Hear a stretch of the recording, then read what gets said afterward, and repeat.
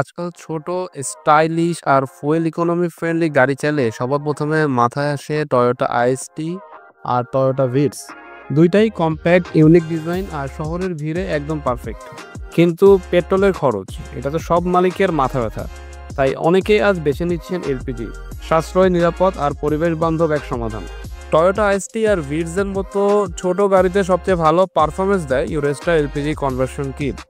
Smooth gear shift, stable air fuel mix আর কম maintenance শহরের ডেইলি ড্রাইভের জন্য একদম পারফেক্ট।